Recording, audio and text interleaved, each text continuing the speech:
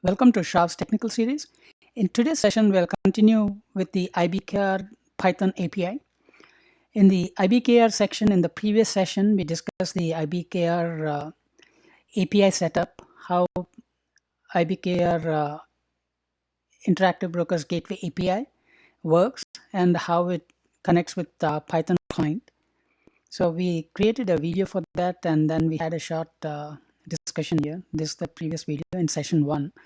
In session 2, today, we'll go through these topics: how to fetch code details, feature details, and option contract details. With these three, we would be able to query most of the assets we need to do any kind of trading. So we'll discuss these. And IBKR has a good reference on this one, on the Python API, the reference API videos. IBKR already provided some videos, so you could go through them. In this session, we'll just modify them a little bit so that they'll fit into Srav's trading architecture. So this is the code base. Before that, I'll do a quick demo. I'll go to the console here, the VS Code. So I'm going to discuss these three files today. So first we'll get an option contract. So we run that. The trader desktop is already running here. So it's up and it's running. So the API is already running. So I'll just get the option contract, stock contract first, stock contract, Python stock contract. We'll get the option contract. So we got the option contract.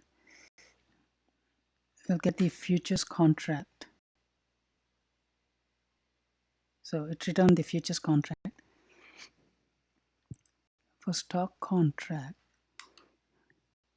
so that's futures contract again. So we get the stock contract now. Stock contract is done that way. We queried this to the Python API. We can do the same via the web browser in the IBKR link here. So if you put any symbol here, and you can do a lookup. I already did that for GC. GC is gold future. I already did that for gold. So I got this information for gold. Gold has 21 futures, and futures options are that many. And then I pulled out the details for gold for December contract, last trading date. So this is for December, and we got a contract ID here.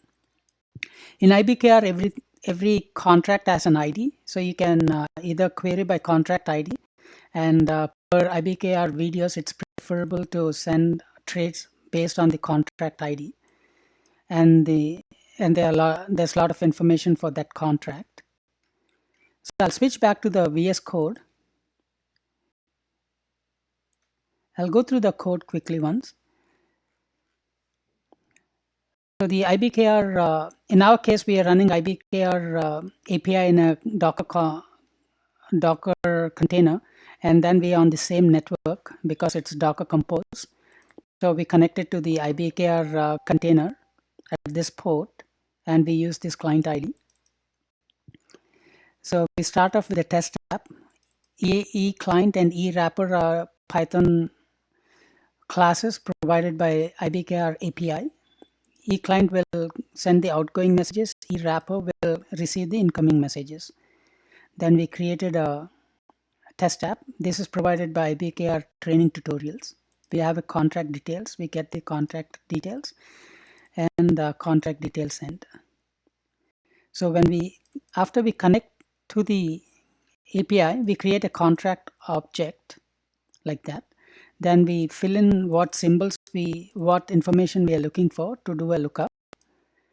And then once we send the contract request, once we connect, we wait for some time so that connection is complete. Connection to the socket is complete. Wait for 3 minutes, and then we request contract details. So that way we get the contract details. So I'll print the stock contract details again. So we got the comma separated list of information here. If you go to the definition of it, so contract details has implemented the under string function. So this is what the information it is displaying there.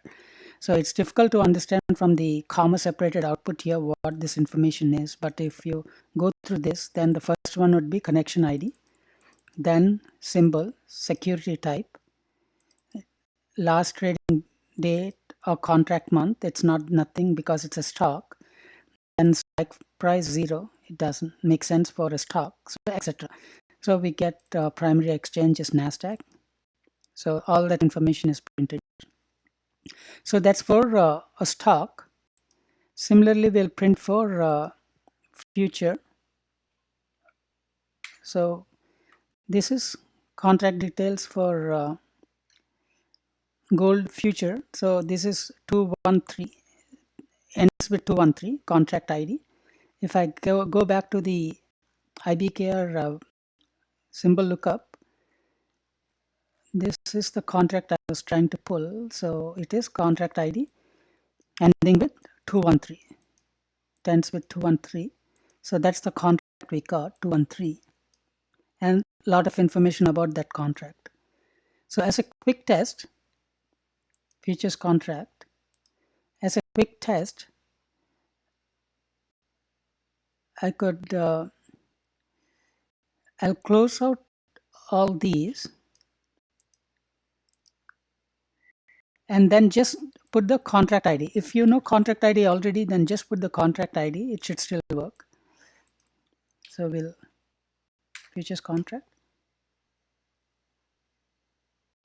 So we got the contract ID. If we comment this out and uncomment these, so we don't put the last trade date but the rest of the information, then it should pull all the future contracts available for gold.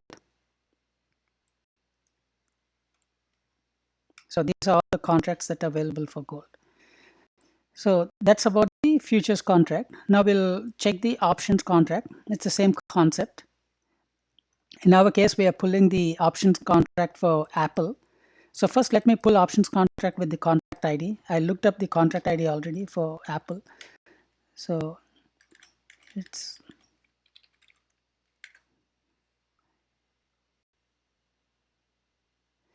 okay. So this is the contract ID ending with 916. That's the 916. And it has an expiration date contract month. It's an option. So option expiration date is November 10th. Right, November 10th. It should be somewhere. November 10th is the expiration date for this option contract. It is strike of $100. So the premium should be somewhere here. Okay, so right now we're just looking up symbols. So we'll go into the details later. So instead of, if I don't know the contract ID, I can give more information like that and then get all the option contracts for Apple. So it's still one because we have single strike price and expiration month. So if I remove the strike price, we should get all the strikes for that expiration month. So we have a bunch of contracts coming through.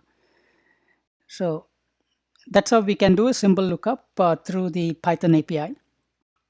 So after we have looked up, then we'll place some orders and do some analysis on that side in the next video session.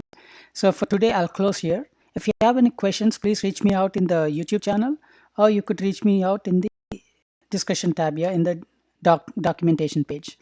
Thank you for watching.